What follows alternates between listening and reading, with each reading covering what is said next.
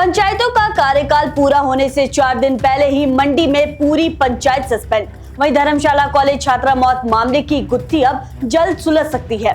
दृष्टिबाधित कर्मचारियों के लिए भी एक राहत की खबर है। इसके अलावा और भी बहुत कुछ रहेगा इस बुलेटिन में। आप देख रहे हैं इनॉक्स न्यूज, तो आइए जानते हैं अब तक की बड़ी खबरें।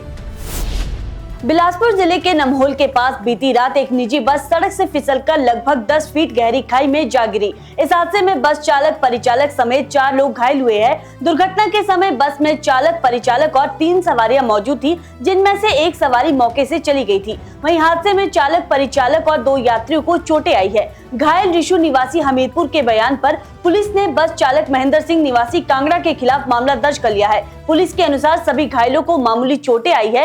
यात्री नितिन ठाकुर को छोड़कर अन्य सभी को उपचार के बाद अस्पताल से छुट्टी दे दी गई है। वहीं मामले की आगामी जांच अब भी जारी है। हिमाचल प्रदेश सरकार ने नगर निकायों के सुचारू संचालन के लिए एसडीएम को 1 लाख से 5 लाख रुपए तक के कार्य करवाने के लिए प्रशासनिक अधिकार प्रदान किए हैं। ये व्यवस्था आगामी आदेशों तक लागू रहेगी। शहरी विकास विभाग ने इस संबंध में अधिसूचना भी जारी कर दी है। वहीं हाल ही में राज्य के 47 नगर निकायों में प्रशासकों की नियुक्ति के बाद ये कदम उठाया गया है, ताकि विकास कार्य में किसी प्रकार की बाधा न आए। अधिसूचना के अनुसार प्रशासक नगर निकायों में नियमित कार्य के साथ शहरी सेवाओं के संचालन की जिम्मेदारी भी निभाएंगे। एसडीएम को समिति वित्तीय अधिकार मिलने से सड़क, पेयजल, स्ट्रीट लाइट, सफाई और नालियों की मरम्मत जैसे आवश्यक कार्यों को समय पर मंजूरी मिल सकेगी।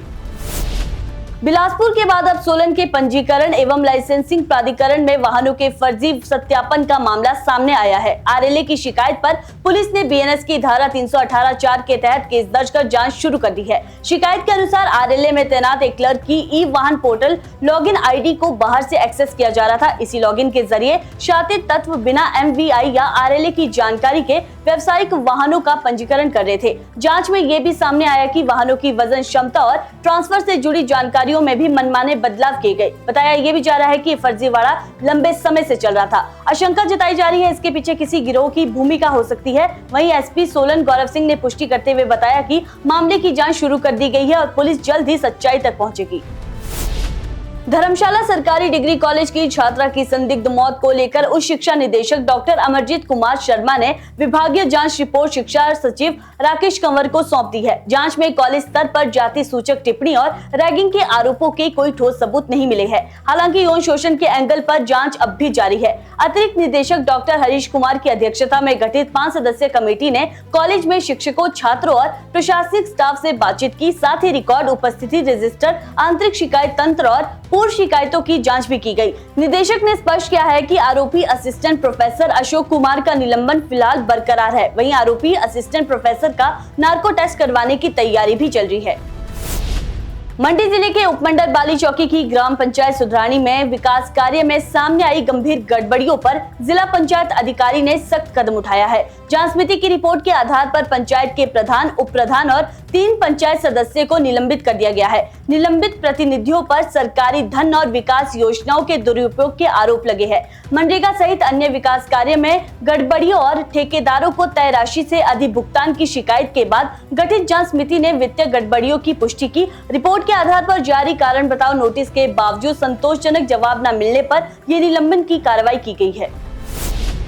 सरकारी स्कूलों में कार्यरत दृष्टिबाधित कर्मचारियों को शिक्षा विभाग ने बड़ी राहत दी है। विभाग ने निर्देश जारी करते हुए स्पष्ट किया है कि वैकल्पिक व्यवस्था लागू होने तक उनकी उपस्थिति बायोमेट्रिक मशीन के बजाय मैनुअल तरीके से दर्ज की जाएगी। ये आदेश हिमाचल के सभी सरकारी स्कूलों में लागू होगा। लंबे समय से दृष्टिबाधित कर्मचारियों को बायोमेट्रिक अटेंडेंस में दिक्कतों का सामना करना पड़ रहा था, जिस पर विभिन्न संगठनों ने आपत्ति भी जताई थी। इसके बाद शिक्षा विभाग ने एस्मो की 10 मई 2023 की अधिसूचना के अनुसार ये निर्णय लिया है। निदेशक उच्चतर शिक्षा की ओर से जारी आदेश में सभी उप निदेशकों को निर्देश दिए गए हैं कि वे इस व्यवस्था को तुरंत लागू कर सख्ती से पालन सुनिश्चित करें।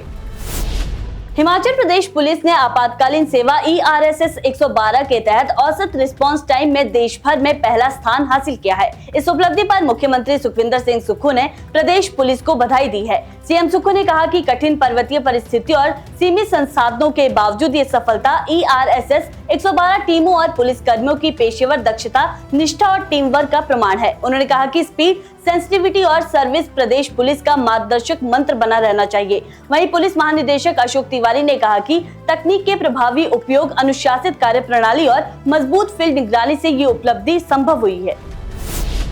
राष्ट्रीय कृषि और ग्रामीण विकास बैंक ने अगले वित्त वर्ष के लिए हिमाचल प्रदेश को 45,809 करोड़ रुपए का ऋण देने की क्षमता आंकी है। इसमें एमएसएमई क्षेत्र के लिए 23,827 करोड़ और कृषि एवं संबद्ध क्षेत्रों के लिए 18,194 करोड़ रुपए शामिल है, जबकि ग्रामीण आधारभूत ढांचे के लिए भी राशि प्रस्तावित की गई है। वहीं शिमला में मुख्य सचिव संजय गुप्ता की अध्यक्षता में आयोजित स्टेट क्रेडिट सेमिनार में नाबार्ड ने स्टेट फोकस पेपर जारी किया। इसमें प्राथमिकता क्षेत्र ऋण क्षमता में पिछले वर्ष की तुलना में 8.44% वृद्धि दर्ज की गई है। वहीं स्टेट फोकस पेपर में कृषि, एमएसएमई, बागवानी, दुग्ध उत्पादन, मत्स्य पालन जैसे उच्च मूल्य वाले क्षेत्रों को प्राथमिकता दी गई है।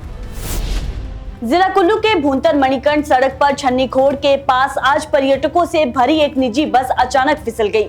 बस खाई की ओर बढ़ी, लेकिन सड़क किनारे रुक जाने से बड़ा हादसा टल गया। हादसे के समय बस में बड़ी संख्या में पर्यटक सवार थे और सभी पर्यटक सुरक्षित है। बताया जा रहा है सड़क पर पाले और जमा पानी के कारण फिसलन बढ़ गई थी, जिससे बस फिसल गई। वहीं प्रशासन ने यात्रियों से अपील की है कि खराब मौसम में सावधानी बरतें और सुरक्षित गति का पालन करें।